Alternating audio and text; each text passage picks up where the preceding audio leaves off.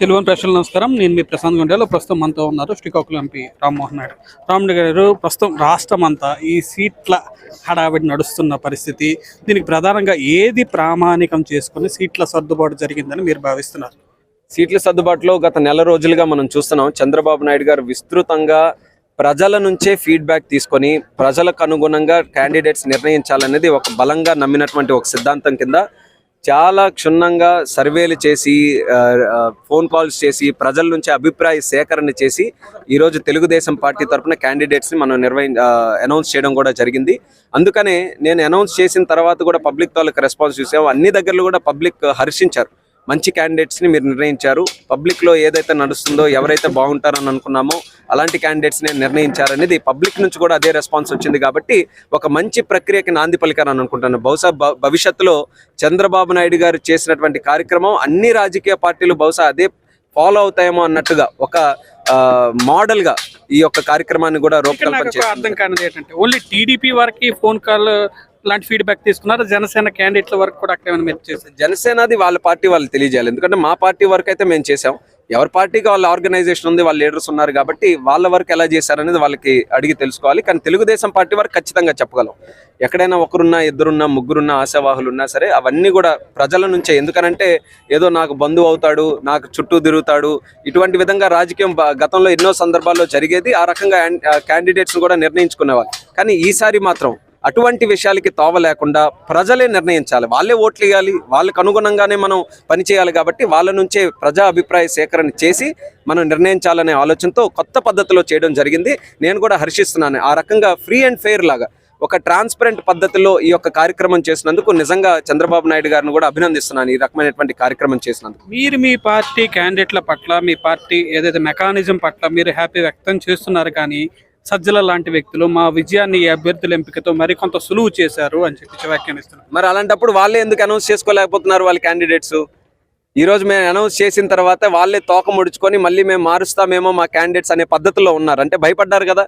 మేము బలమైనటువంటి లిస్ట్ ఒకటి ఈరోజు తయారు చేశాం కాబట్టి వాళ్ళు కూడా ఈరోజు సూటిగా నిర్ణయించుకోలేకపోతున్నారు. మా క్యాండిడేట్స్ వాళ్ళేనా కాదా అనేది ఈరోజు స్పష్టంగా చెప్పలేకపోతున్నారు. వాళ్ళ క్యాండిడేట్సా, ఇన్ఛార్జిలా, ఇంతవరకు క్లారిటీ లేకుండా పోతుంది. అంటే మా క్యాండిడేట్స్ని చూసి, ఈ లిస్టును చూసి, అలాగే ఇంత తొందరగా ప్రకటించడం కూడా చూసి, ఇవన్నీ కూడా చూసి ఖచ్చితంగా వాళ్ళందరూ కూడా భయపడుతున్నారు. సజ్జలు కానీ, వాళ్ళ మంత్రులు కానీ, వాళ్ళ ఎమ్మెల్యేలు కానీ నిన్నటి నుంచి మరి ఇంకేం లేదు, లిస్టు తెలుగుదేశం జనసేన పొత్తు ఏ మాట్లాడుతున్నారు. అంటే మేము కూడా అంత ప్రచారం మా లిస్టులే చేసుకోవట్లేదేమో కానీ వాళ్ళు కూడా ఈరోజు మా లిస్టు గురించి మాట్లాడుతున్నారని అంటే వాళ్ళు ఖచ్చితంగా భయపడుతున్నారు అనేది మాత్రం మనం అందరం కూడా తెలియజేసుకోవచ్చు. 118 మంది గెలుపు గుర్రాలను ప్రకటిస్తున్నాం, 99 మంది ప్రకటించామని చెప్తున్నారు. కానీ చాలా మంది సీనియర్లని ఇంకా ప్రకటించలేదు. మొదటి లిస్టు, శ్రీకాకుళం ఎంపీ లిస్ట్ కూడా ఇంకా బహిర్గతం కాని పరిస్థితి. ఇవన్నీ ఎప్పటికీ పంచాయతీ క్లియర్ అయ్యే అవకాశం. ఇది కూడా ఎలాగా నోటిఫికేషన్ కూడా దగ్గరలోనే వస్తుంది కాబట్టి ఇది కూడా ఆలస్యం జరగదు. కాకపోతే ఇంకొన్ని నిర్ణయాలు తీసుకోవాలి కాబట్టి ఇవన్నీ కూడా ఇంకో సెకండ్ లిస్ట్ కూడా ఇంకా వేరేగా పెట్టడం జరిగింది. అయితే సీనియర్స్కి వచ్చేసరికి కొంతమంది కొంత నిరుత్సాహపడ్డారు, కొంతమంది ఆశ వ్యక్తం చేసి వాళ్ళ అసంతృప్తిగా ఉన్నారు. ఇవన్నీ కూడా సాధారణమైన పద్ధతిలో ఎప్పుడైనా మీరు సింపుల్ క్యాల్కులేషన్, సీట్ ఒకరికి ఇవ్వాలి, ఇద్దరు ముగ్గురు ఉన్నప్పుడు ఖచ్చితంగా ఒకరికి ఇస్తే ఇద్దరు ముగ్గురులో ఆ నిరాశ అనేది ఖచ్చితంగా ఉంటుంది. కానీ చంద్రబాబు నాయుడు గారు ఎవరైనా సరే అలాంటి వ్యక్తులుంటే వాళ్ళందరినీ కూడా పిలిపించుకొని మాట్లాడి వాళ్ళకి కూడా ధైర్యం చెప్తూ ఏ రకంగా వాళ్ళకి సాటిస్ఫై చేస్తాం, ఏ రకంగా భవిష్యత్తులో వాళ్ళందరి తాలూకా నాయకత్వాన్ని వినియోగించుకుంటాం అనేది ఒక భరోసా అయితే ఇవ్వడం జరుగుతుంది. కాబట్టి ఇది మొమెంటరీగానే ఉంటుంది. సీట్లు సర్దుబాటు చేసినప్పుడు గతంలో కూడా జరిగాయి అవన్నీ కూడా. అలాగని అదే అడ్డంకుగా అవుతుందని అయితే నేను నమ్మను. ప్రజల నుంచి అయితే మంచి రెస్పాన్స్ ఈరోజు తెలుగుదేశం పార్టీ, జనసేన కూటమికి ఉంది కాబట్టి వాళ్ళు ఎవరు పెట్టినా సరే అభ్యర్థులు గెలిపించే పరిస్థితుల్లో ఉన్నారు. ఎవరైతే కొంచెం నిరాశపడినటువంటి వ్యక్తులు ఉన్నారో వాళ్ళని చంద్రబాబు నాయుడు గారు ఎంతో ఆప్యాయంగా, ఆత్మీయతగా వాళ్ళందరినీ కూడా పిలిపించి కలిసి మాట్లాడుతున్నారు. కాబట్టి ఆ నిరాశ కూడా తొందరగా అది మాయమవుతుందని నేనైతే నమ్ముతున్నాను. మీరు ఈ 94, 24 మీ క్యాలిక్యులేషన్ మీరు చెప్తున్నారు. ఇది రూపాయి పావుల ప్యాకేజీ తరహా నడిచిందని చెప్పి వైసీపీ నాయకులు ఆరోపిస్తున్న పరిస్థితి. అది కేవలం ముందు నుంచి కూడా మరొక అనడానికి ఎటువంటి రిమార్క్ కూడా లేదు. వాళ్ళకి ఏం జరిగినా సరే, ఇద్దరూ కలిసి ఏ కార్యక్రమం చేసినా సరే ఇదే రకంగా ప్యాకేజ్ అనడం, ఇదే రకంగా బురద జల్లే ప్రయత్నం చేయడం, ఇదే చేస్తున్నారు తప్పితే వాళ్ళకి మరొక విమర్శించడానికి మరొక ప్రక్రియ కూడా ఎక్కడా లేదు.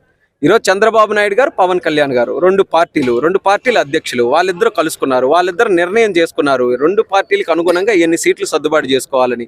చక్కగా నవ్వుతూ షేక్ హ్యాండ్స్ ఇచ్చుకుంటూ ప్రెస్ మీట్ పెట్టి కూర్చొని అవతల వాళ్ళ లిస్టు ఇవతల మా లిస్టు ఇద్దరు కూడా ప్రకటించుకున్నారు. వీళ్ళకి లేని బాధ వైఎస్ఆర్ కాంగ్రెస్ పార్టీకి ఎందుకు వస్తుందనేది నాకు అర్థం కాదు. అధినేతలు షేక్ హ్యాండ్ ఇచ్చుకున్నారు కానీ క్షేత్రస్థాయిలో పొత్తు ధర్మం కొనసాగుతుంది అంటారు. కొన్ని చోట్ల ఏదైతే అసంతృప్తి ఇది ఉంది పొత్తు ధర్మం చేత అవేమైనా ఇబ్బందులు ఎదురయ్యే పరిస్థితి అంటారు. ఖచ్చితంగా ఇద్దరు కూడా కలిసికట్టుగా చేస్తారు.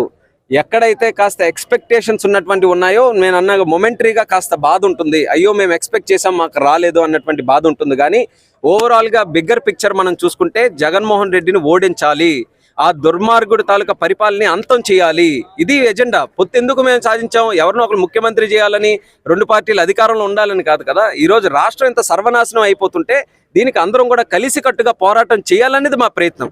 మా లక్ష్యం అంతా కూడా మళ్ళీ ఆంధ్రప్రదేశ్ రాష్ట్రాన్ని దుర్మార్గుడి నుంచి మనం కాపాడుకోవాలి. రేపు రాష్ట్ర ప్రజలకు ఒక భవిష్యత్తు ఉండాలంటే ముందు రాష్ట్రం ఉండాలి, దానికి మనం అందరం కలిసికట్టుగా పోరాడదాం అనేది లక్ష్యం పెట్టుకున్నాం. అందుకని ఈరోజు వ్యక్తిగతంగా కొన్ని వ్యక్తులకి రాలేదు కాబట్టి అక్కడ ఉన్నటువంటి క్యాడర్ నిరుత్సాహపడినా సరే ఒక 5-10 రోజులు అయిన తర్వాత వాళ్ళందరూ కూడా సెట్ అవుతారు. అసలైనటువంటి లక్ష్యం మళ్ళీ వాళ్ళందరికీ కూడా వచ్చినప్పుడు వాళ్ళు ఖచ్చితంగా ఎక్కడ తెలుగుదేశం పార్టీకి సీట్ వస్తే జనసేన వాళ్ళు చేస్తారు, జనసేనకి సీట్ వచ్చిన దగ్గర తెలుగుదేశం పార్టీ వాళ్ళు కూడా వాళ్ళకి సహకరించి చేస్తారు, ఖచ్చితంగా చేస్తారు. 2014లో కూడా ఆ రకమైనటువంటి వాతావరణం కొంతవరకు ఉంటే ఆ రోజైతే సీట్లు పోటీ చేయలేదు, అయినా సరే క్యాడర్ వేస్తారా అన్నటువంటి అనుమానం ఉన్నా సరే బ్రహ్మాండంగా వేశారు. ఆ రోజు కూడా గెలుపుకి వాళ్ళు కూడా సహకరించారు. ఈసారి కూడా అదే రకమైనటువంటి వాతావరణం కనిపిస్తుంది. రాష్ట్రం అంతా పొలిటికల్ హీట్ మరింత పెరిగిపోయింది. వారు సిద్ధమంటూ సభలు చేస్తున్నారు. చంద్రబాబు నాయుడు గారు టీడీపీ నాయకులు ఏదైతే శంకారం జరిగింది, రేపు కదలరా జరగబోతుంది. ఈ రెండింటి మధ్య దీన్ని పోలికని ఏ విధంగా అర్థం చేసుకోవాలి? జనాలు దానికి ఎక్కువగా వస్తున్నారా, కదలరాకే ఎక్కువగా వస్తున్నారని మీరు చెప్తున్నారు, అట్ ద సేమ్ టైం సిద్ధం సభలకు ఎక్కువగా వస్తున్నారని వారు చెప్తున్నారు. ఇది వాస్తవం. కదలిరాకి మేము పిలిచిన దానికంటే ఎక్కువగా జనాలు కదలి వస్తున్నారు. ఎక్కడికి వెళ్ళినా సరే అనేక రకాలైనటువంటి ఇబ్బందులు, ఎందుకంటే వాళ్ళు అధికారంలో ఉన్నారు కాబట్టి సభలు జరగనివ్వకుండా కొన్ని సందర్భాల్లో ఇబ్బందులు పెట్టినా సరే ఆ ఇబ్బందుల్ని దాటుకుంటూ లక్షల మంది ప్రజలు కదిలిరా సభకు వస్తున్నారని అంటే అదే ఒక పెద్ద శుభ సూచకం, అదే ఒక indication. Telugu Desam party, Janasena party అంత బలంగా ఈ రోజు ముందుకెళ్తున్నాయని. మరొక పక్కన సిద్ధం తాలూకా సభలు ఇప్పటి వరకు 3-4 చేశారు.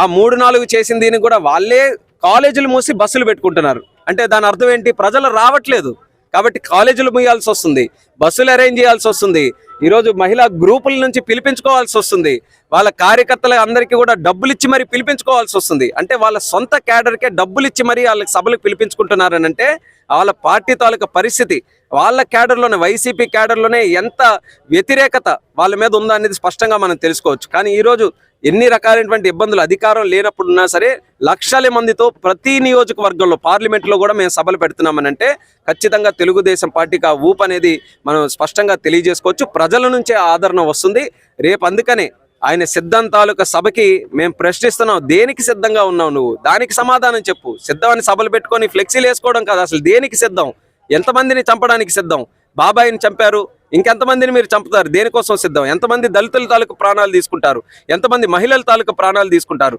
ఎంతవరకు ఈ రాష్ట్రాన్ని సర్వనాశనం చేస్తారు, ఈ సమాధానం చెప్పమని ముందు ఆ జగన్మోహన్ రెడ్డికి మేము ప్రశ్నిస్తున్నాం. ఫైనల్ గా రాష్ట్రంలో ఒక అంశం వైరల్ గా అవుతున్న పరిస్థితి, ₹1 జీతం తీసుకున్న ముఖ్యమంత్రి 2 కోట్ల రూపాయలు ఖర్చు చేసి హెలికాప్టర్లను ఈ ఎన్నికల సమీపస్తున్న నేపథ్యంలో అద్దెకు తీసుకున్న పరిస్థితి ప్రభుత్వం. దీనిపై మీరే విధంగా స్పందిస్తారు? ఇది అంతా తెలుస్తుంది. ఆయన తాలూకా వృధా ఖర్చులు ఏ రకంగా ఉంటాయి, ఆయన తాలూకా అవినీతి తత్వం ఏ రకంగా ఉంటుందనేది ఒక్క ఎగ్జాంపుల్తో గతంలో కూడా మేము చెప్పాం. లోటస్ పాండ్లు కట్టుకున్నాడు, 500 రూములతో కట్టుకున్నాడు. అది సాధారణంగా ఎవరు నమ్మరు, ఒక వ్యక్తి అన్ని రూములు ఏంటండి. అది ఈరోజు స్పష్టంగా వైజాగ్లో కూడా 500 రూములతో ఒక ప్యాలెస్ కట్టుకున్నాడు కొండ దోచుకొని. మరి అదే రకంగా ఇది కూడా కేవలం మాట వరకే ఈరోజు ₹1 అని చెప్పడం, ఈరోజు 2 కోట్ల రూపాయల హెలికాప్టర్లు ఇష్టం వచ్చినట్టుగా ప్రభుత్వం తాలూకా ధనం దుర్వినియోగం చేయడం, ఈ రకంగా అన్ని కూడా వస్తున్నాయి. ప్రజలు ఇది ఖచ్చితంగా గమనిస్తున్నారని అయితే మేమైతే నమ్ముతున్నాం. ఇలా చాలా ఉదాహరణలు ఉన్నాయి. ఈ జగన్మోహన్ రెడ్డి వృధా ఖర్చుల తాలూకుది ఆఖరికి ప్రభుత్వం తాలూకా డబ్బు ఎంత ఆదరాగా ఇది వృధా ఖర్చులు చేస్తున్నారని అంటే బిల్డింగ్స్ మనం చూసాం. ఆ రోజు కట్టిన బిల్డింగ్స్ కి చక్కగా సున్నాలేసి ఉంటే ఈయనొచ్చి మళ్ళీ సున్నాలేసి 3,000 కోట్ల రూపాయలు పూర్తిగా నష్టం చేశాడు. మరి ఇలాంటి ఖర్చులు అంటే ఎక్కడ ఆలోచన లేకుండా ఒక తుగ్లకు ఒక సైకోలాగా ఈ కార్యక్రమాలన్నీ కూడా చేసి ప్రజల తాలూకా డబ్బును వృధా చేస్తూ మళ్ళీ ఆఖరికి వచ్చేసరికి ఏమంటాడండి, నేను పేదవాడిని అని అంటాడు, ఒక ఛానల్ లేదని అంటాడు, ఒక పేపర్ లేదు నాకు అని అంటాడు, ఎక్కడ ఆస్తులు లేవని అంటాడు. ఆయన ఎఫిడవిట్ చూడండి ఎన్ని కోట్ల ఆస్తులు ఉన్నాయో, 600-700 కోట్లు రిజిస్టర్డ్గా ఆయన రాసుకుంటున్నాడు. అసలు ఆయన తండ్రి ముఖ్యమంత్రి అయినప్పుడు ఎంతో తెలుసా జగన్మోహన్ రెడ్డి తాలూకా ఆస్తి 1.7 కోట్లు, అంటే 1,70,00,000 ఉన్నటువంటి ఆస్తులు 5 సంవత్సరాల్లో 600-700 కోట్లు అయ్యాయి ఆయన తండ్రి ముఖ్యమంత్రిగా ఉన్నప్పుడు. అదే ఆయన ఎఫిడవిట్ లో కూడా రాసుకుంటాడు. ఈ తెలిసి లెక్కలే ఇన్ని ఉంటే తెలియకుండా ఇంకెన్ని లెక్కలు. ఈరోజు ఇసుక మీద కబ్జా, లిక్కర్ మీద కబ్జా, ఈ వస్తువుల మీద కబ్జా, మినరల్స్ మీద కబ్జా, ఇలా భూమి ఆకాశం ఏది కనబడితే అన్నిటి మీద కూడా ఈరోజు జగన్మోహన్ రెడ్డి కబ్జా చేస్తున్నాడు. ఇలా ఆస్తులు కబ్జా చేసి చెప్పుకోవడానికి నేను పేదవాడిని అని చెప్పి ఈరోజు రాష్ట్ర ప్రజల్ని మాయ చేయడానికి చూస్తున్నాడు.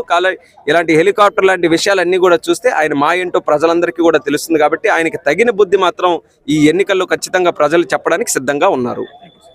ఇది శ్రీకాకుళం ఎంపీ కింజరాపు రామ్మోహన్ రెడ్డి గారు చెప్తున్నమాట. ఏదైతే రాష్ట్రంలో సిద్ధం అదేవిధంగా కదేలరా ఈ 2 సభలకు పోలిక పొంతన అవసరం లేదని పూర్తిగా ప్రజాకర్షక కార్యక్రమాలుగా టీడీపీ చేపట్టిన కార్యక్రమాలు నడుస్తున్నాయని ఎంపీ రామ్మోహన్ రెడ్డి చెప్తున్నారు. ఇంకోవైపు రాష్ట్రంలో ఏదైతే ఈ సీట్ల ప్రకటన తర్వాత మరింత స్థాయిలో ప్రకంపనలు రేగాయని, భవిష్యత్తులో తెదేపా జనసేన కూటమి అధికారంలోకి రావడం తథ్యంగా కనిపిస్తుందని రామ్మోహన్ రెడ్డి చెప్తున్నారు. శ్రీకాకుళం నుంచి ప్రశాంత్, తెలుగు న్యూస్.